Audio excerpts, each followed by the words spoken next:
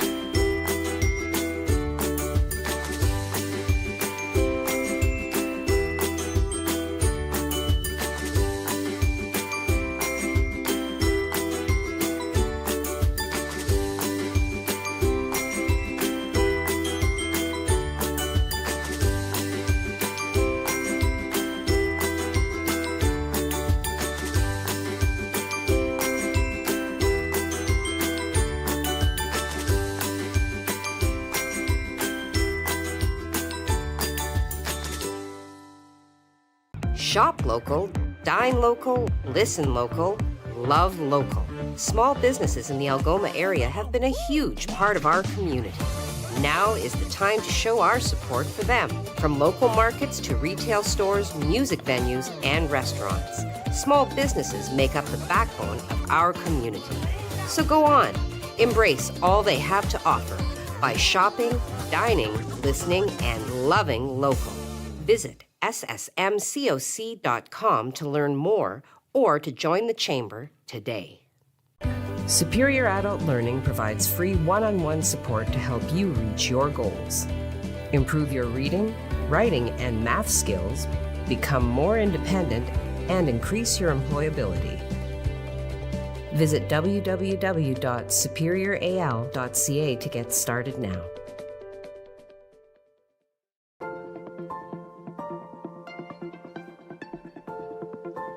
École publique Éco des Rapides, a place where your child can learn, grow, and be happy. Discover why more and more families are choosing École publique Éco des Rapides for their child. Register your child January 17th to the 21st at epedr.cspgno.ca. Parce que je vois grand.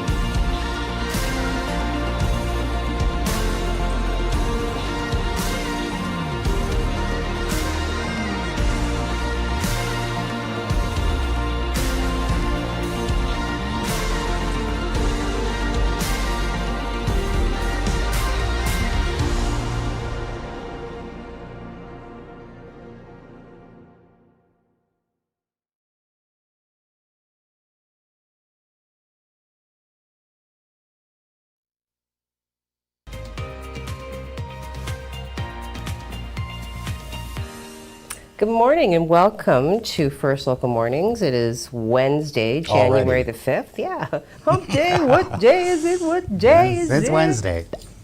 Yeah. Hey, did you hear the latest about Betty White? No. Well, I guess there's been Facebook posts about how she died. Oh. And they're saying now that it's from the booster shot that she got. No. No, they've debunked it. Okay. I was going to say, She didn't get a booster shot. Okay. But no, she died of natural causes. Well, obviously. 99, yeah. But did you hear what her allegedly last words were? No. Well, she was married to Alan London, right? Yes. And her last word was Alan. Aww. Aw, yeah, she never married again after he passed. No, Did she you know wouldn't. that? Yeah, she wouldn't. No. Because she said Alan was the best. And Yeah. you don't go back after you have the best. So that's nice. Oh, that gives me goosebumps. Oh, it does, eh? Yeah. Hope springs eternal in my cold, dead heart. Now, there is something happening with Mercury. You want to explain all that? Astrologically, yes. I'm here to tell you the harbinger of doom, Mercury, is about to go retrograde January 14th. So that means that in this moment we are actually in the pre-shadow. Now, some people find Mercury retrograde to be problematic. I have found Mercury retrograde to be problematic. Mercury is the planet that rules communications, okay? Electronic device. So think of a planet that is ordinarily moving forward, suddenly reversing its transit and the effects that it might have on the things that it is purported to kind of control. So you think about communications. Emails might not be responded to. You might not get text messages. You might, have difficulty reaching people that are ordinarily very reachable. Some of the things, I have printed some information. I might even make an article. But anyway, here are some things, some do's and don'ts of Mercury retrograde. So things to do: redo, rethink, review, check and double check travel plans and schedules, leverage old contacts, so people that you already know, revisit leads that had previously fizzled out, approach previous clients for business, repair old items, search your closets for forgotten goodies, back up your computer, back up your phone, etc. Tie up any loose ends, okay? So things that you are advised to not do while Mercury is retrograde. Any final negotiations. Don't sign any new contracts, especially if it's with a new partner or a new business. Different if you're interacting with people that you already have a pre-existing relationship with. You are ill-advised to start a new job. You should not launch a new venture. You should not purchase electronics or big-ticket items. You should avoid sending or receiving shipments. Buy insurance. And avoid last-minute travel or highly detailed tasks, especially numerical, mathematical ones. No problem there for me. So again, it does go retrograde January 4th, which means in this moment we are in the pre-shadow, which some people actually find to be more actively problematic than the actual retrograde itself. This happens about 3 or 4 times a year. So first one for 2022. All right. Now, Dan had an exceptionally busy day yesterday, and I was able to get some really, really immaculate video footage. So today we're going to throw to Dan so he can let us know what happened in the community yesterday. At approximately 1:30 p.m. January 4th, emergency services were called to an incident outside the Max in downtown Core. According to Sault Police Communications Manager Lincoln Ludit, around 1:30 p.m., there was an altercation between 2 individuals in the 100 block of Gore Street. As a result, one male was taken to hospital with serious injuries and another male has been taken into custody. They say they will provide more information as it becomes available. Shortly before 3 p.m. January 4th, emergency services were called to the intersection of Gore and Albert Street for reports of a collision. Upon arrival, they found 2 vehicles blocking the intersection. Paramedics could be seen tending to at least 1 individual involved in the collision, however, the extent of their injuries is unknown.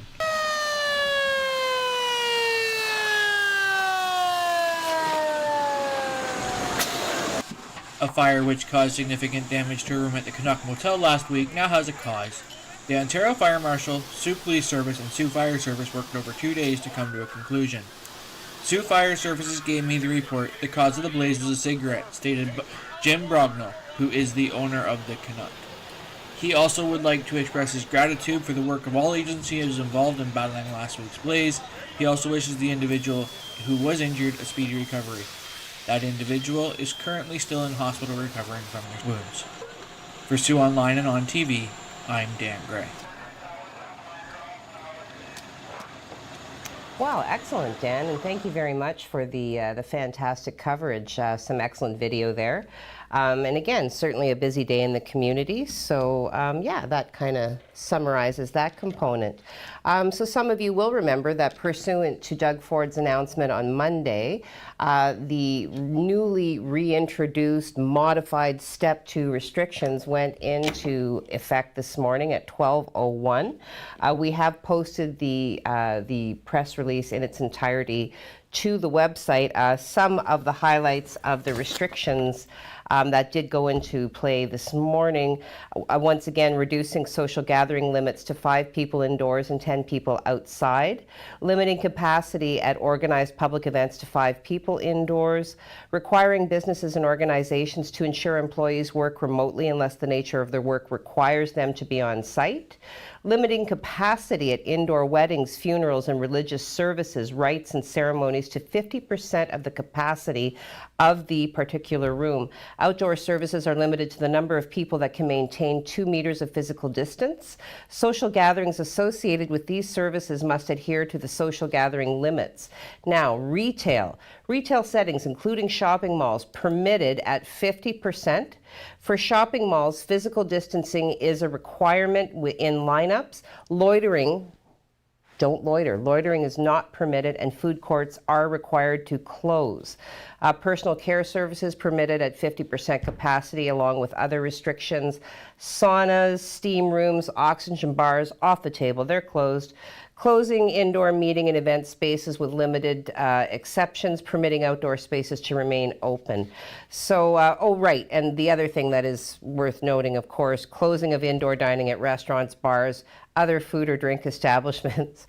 But once again, in January in Ontario, outdoor dining is still permitted with some restrictions. As well, takeout, drive-through, and delivery also permitted. So, you know, it is a relatively extensive list. I'm not going to go through it all. Again, I do encourage you to go to the website and take it all in because, you know, we want to make sure that we're compliant with the recommendations. So, speaking of compliance, Craig, what's happening in the weather so that we can make sure that, you know, what we wear, what we do is in line?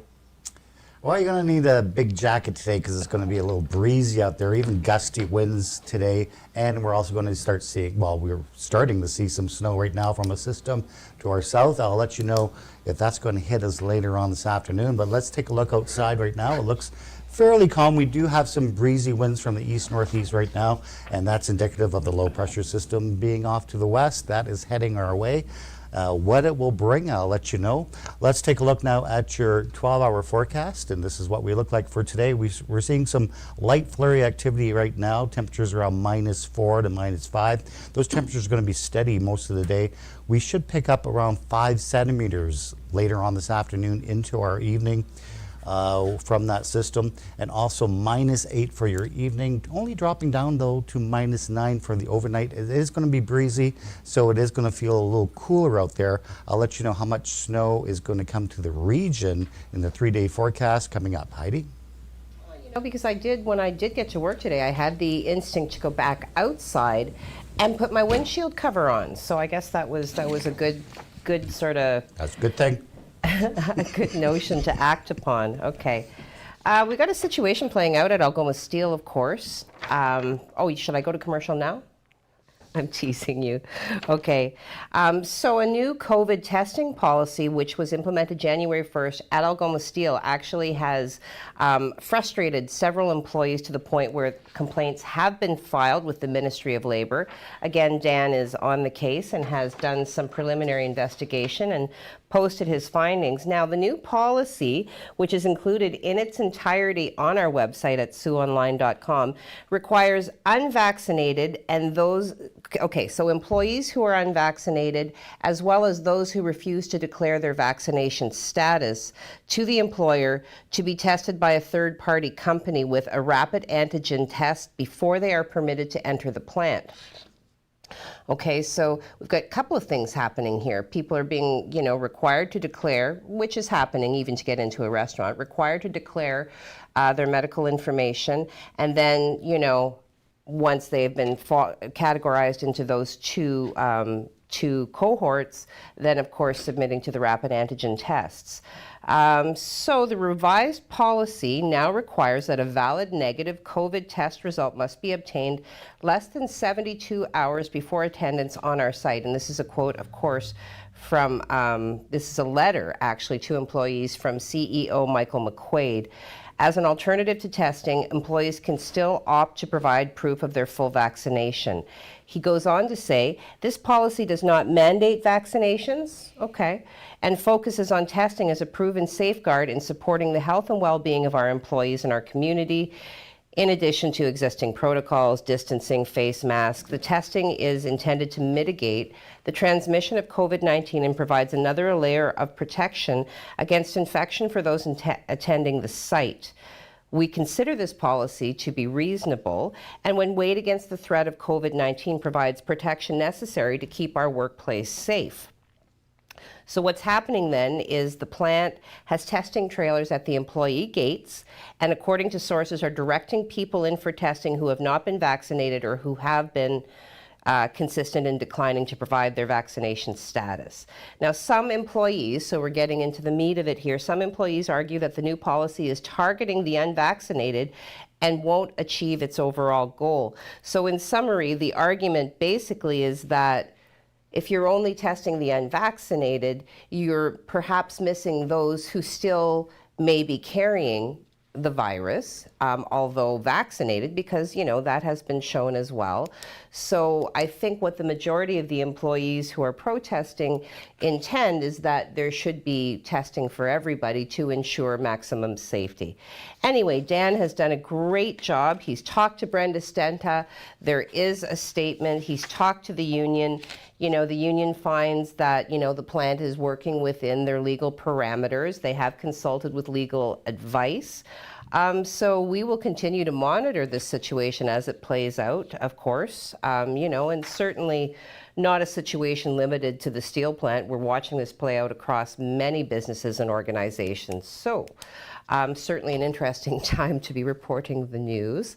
And we'll, as I said, we will continue to follow it, and as information becomes available, we will certainly keep you up to date. We are going to take a break now, hop into the world of our sponsors. We've got Superior Adult Learning. If you're an adult who still has some literacy goals to achieve, they can help you with so much more than just reading and writing. So do give them a call, very good people.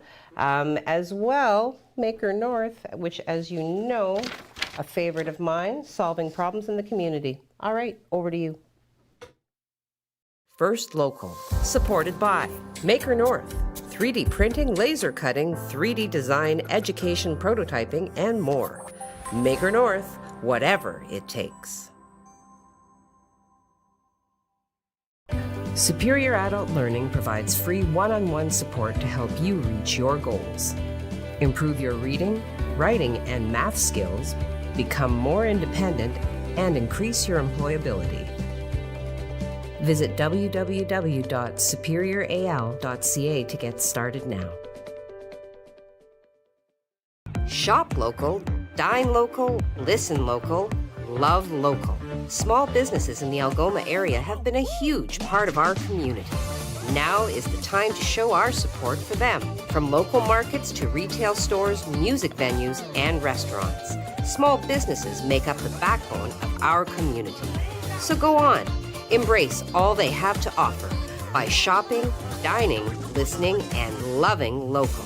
Visit ssmcoc.com to learn more or to join the chamber today.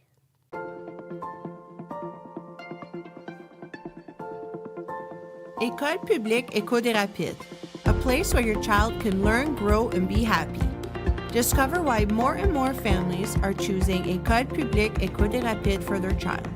Register your child January 17th to the 21st at epedr.cspgno.ca. Parce que je vois grand.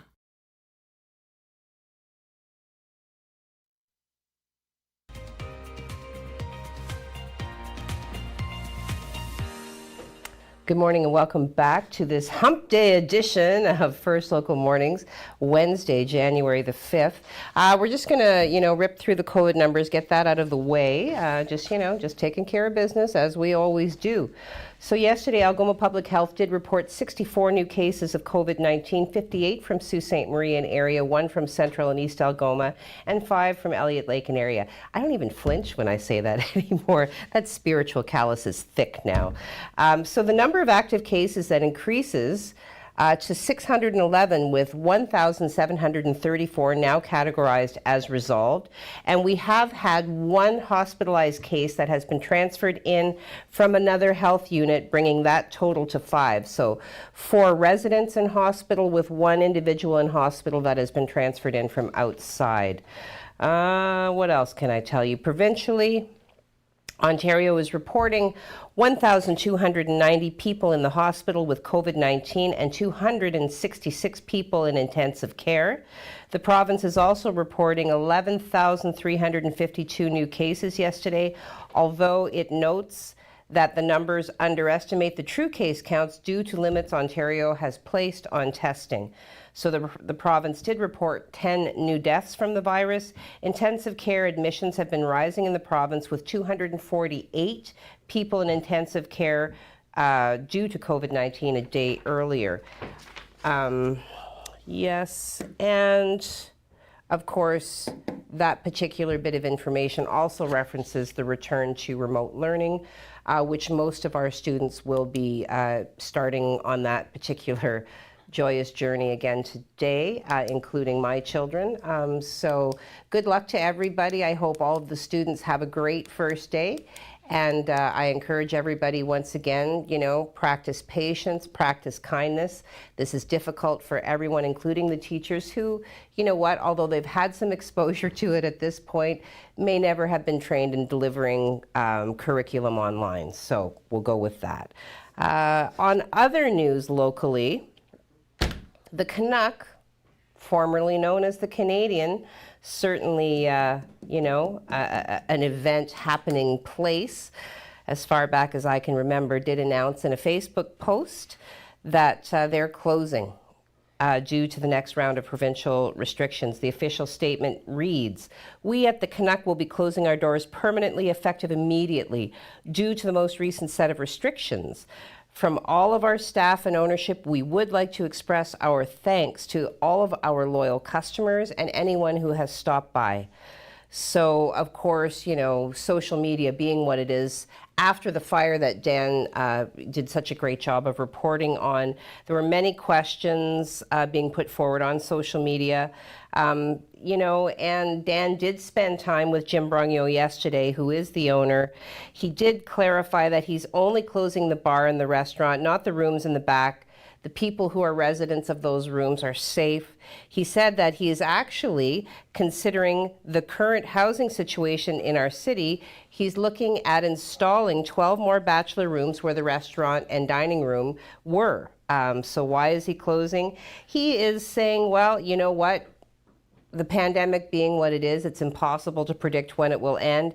And he says that it's impossible as a restaurant owner to continue to operate in the shutdown and open cycle. It's not profitable. So there it is, closure of a landmark, and a lot of people, will remember a lot of fun times there very fondly. So there we go. In this moment, Jim Brogno has not provided any sort of a timeline for the completion of the new rooms, but once again, the closure is focused on the restaurant and dining room capacity of the building, not the housing portion. Okay, we're going to flip on over to Craig here before I get really worked up. I think we're looking at a 3-day forecast in this moment. Well, Heidi, we were expecting some snow last night. It didn't materialize, but it is coming in right now. We can show you that on this satellite shot. Here's a low pressure system right here.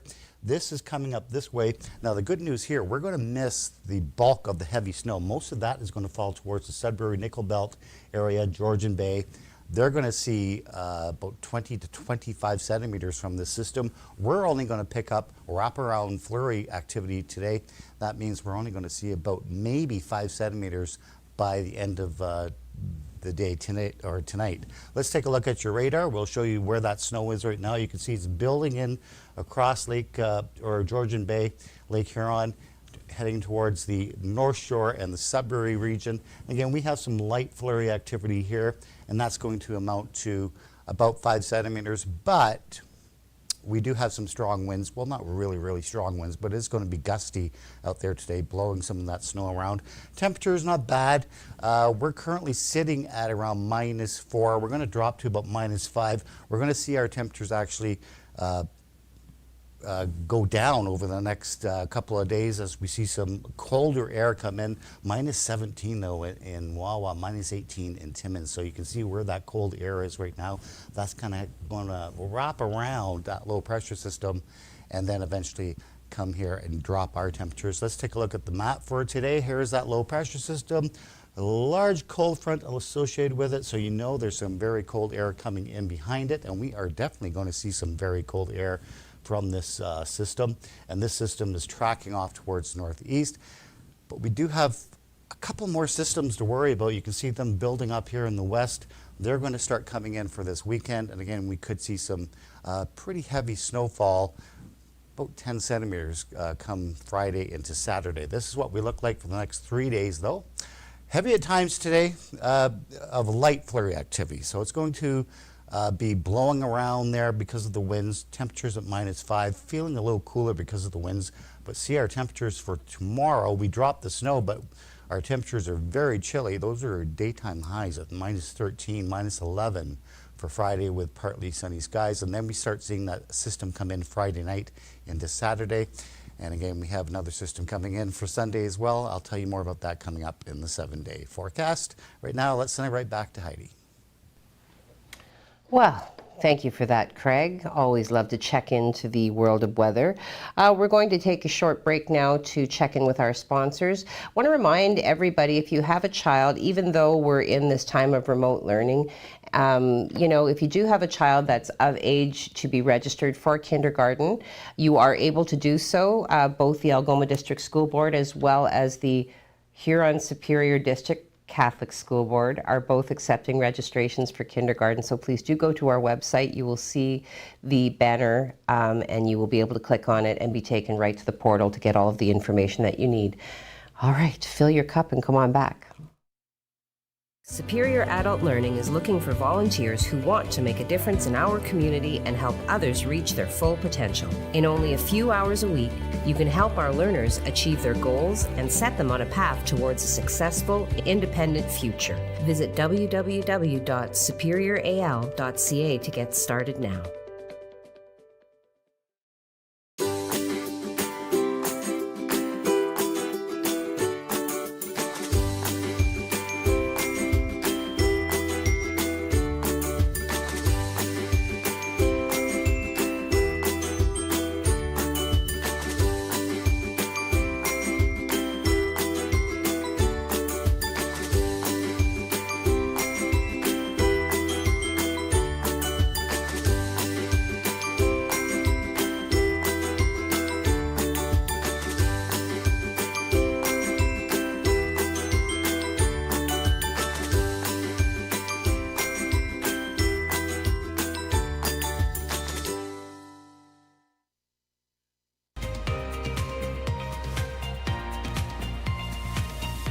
Good morning and welcome back. Hump Day, so we're halfway there. For those of you, as I was, were fortunate enough to have Monday off in lieu of the holiday. You know what? I guess it's really not Hump Day. We're skipping right to Baby Friday. Maybe not. Anyway, it's math I don't feel like doing this morning. All right, I didn't get to it yesterday, but I intended to because the way the province is reporting hospitalizations has changed. So Dan did some investigation. He nosed around. He asked some hard questions, as he is wont to do and very good at. So the province, for as long as the pandemic has been a part of our lives, the province then has reported everyone in the hospital who has COVID-19 or with a condition that is related to COVID-19 as being in the hospital as a result of COVID-19. Now, this actually has come under criticism by opponents.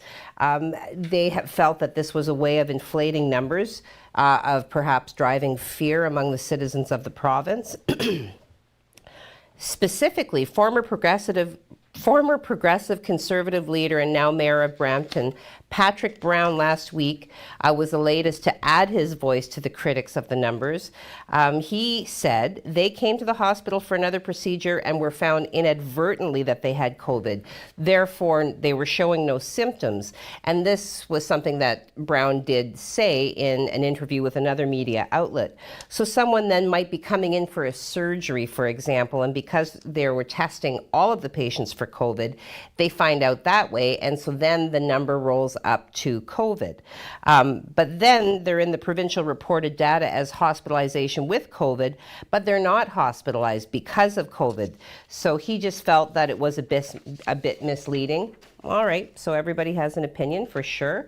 Last week, the province decided to put an end to this type of counting. Many individuals have noted the importance of distinguishing between the patients admitted to hospital or the ICU for COVID-19 versus those admitted for other reasons, such as a broken bone or appendicitis, but also happening to test positive for COVID-19. And this is coming from Ontario Medical Officer of Health, Dr. Kieran Moore. And this was released in a virtual announcement on December 30th. So, a result of all of this, hospitals have been asked to update their daily reporting to include this important information and expect to begin receiving it, as well as adjust our public reporting in the coming days, he added. He also noted that early indications are that Omicron is producing 50% less severe cases, but again, is more transmissible.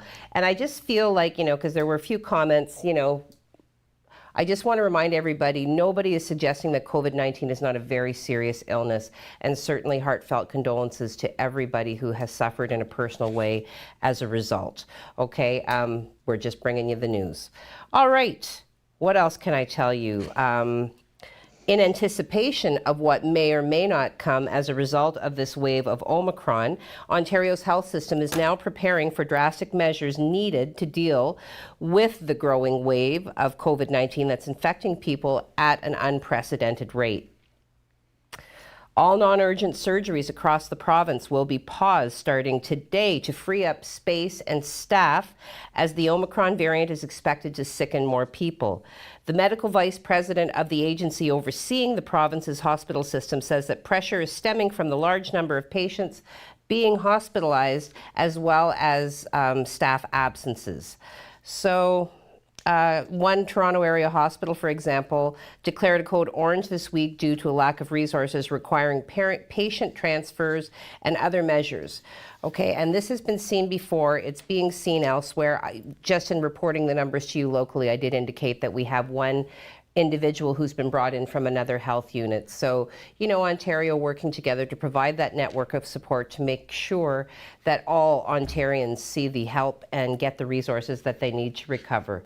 Okay, I can say this really quickly and then we'll...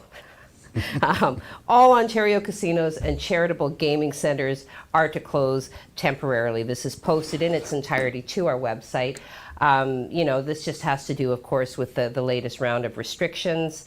Obviously, the focus and the intent is to ensure the safety of all patrons and all staff. So for more detailed information, or if you have a ticket, you need to claim your big fat monetary prize, go to our website at SiouxOnline.com because all of the relevant information is there. Done. Woo. Okay, well, that's where I'll go when I cash my check then? No, they're not open. I gotta wait. Well, they're still going to pay you out. They have But you to gotta pay wait. you out. All right. Factoid, social media.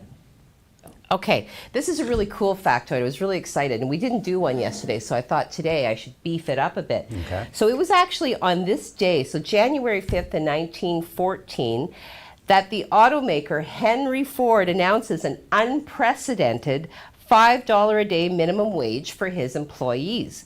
This and this doubled the current wages of his assembly line workers.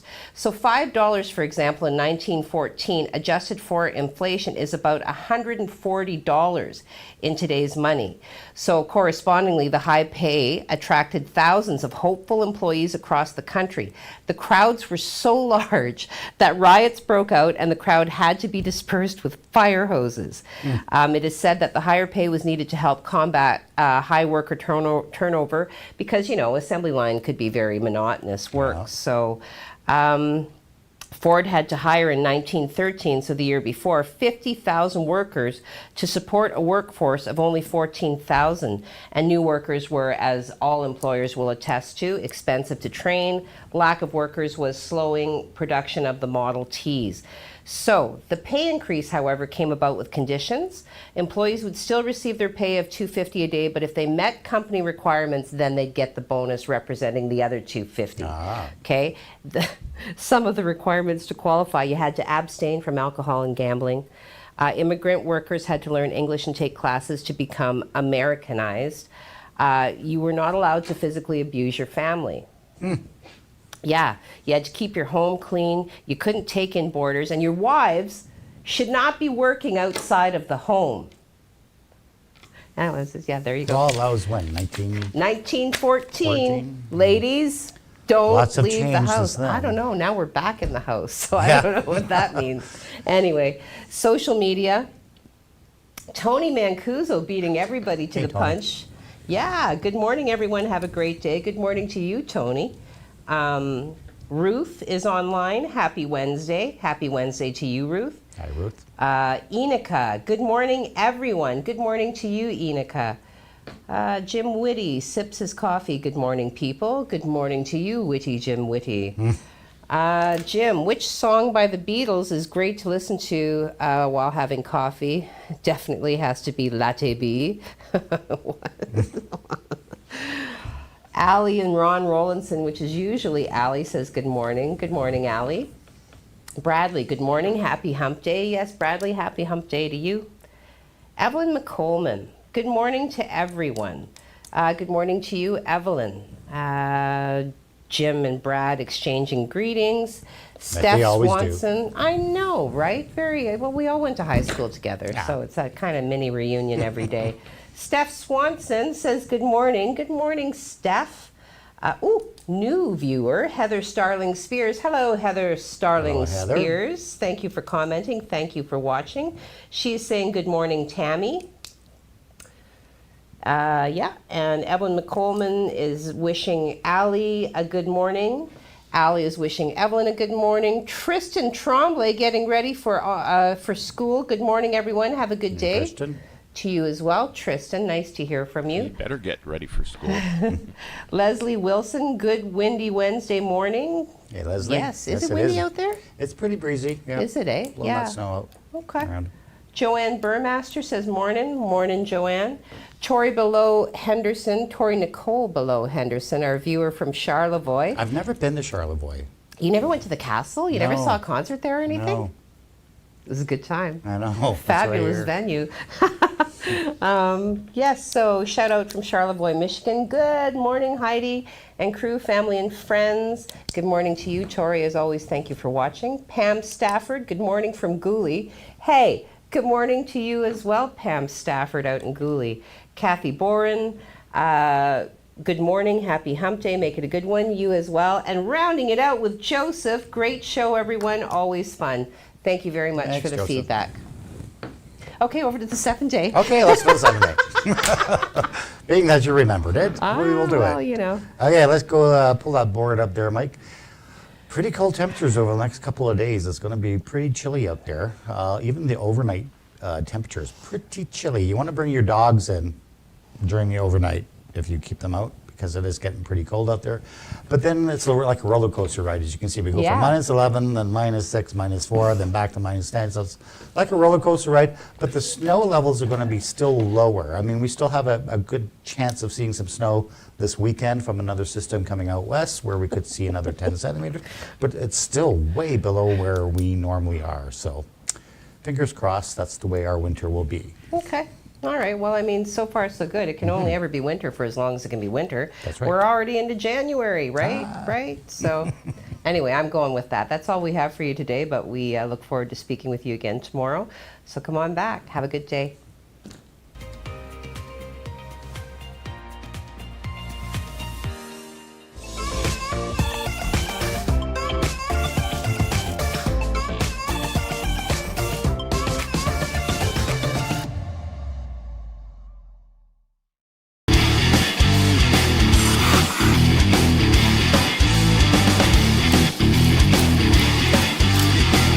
We all know that 705 Sports loves to take questions from the community, and we're looking to go one step further. Send in your video question, and it will be used on the show.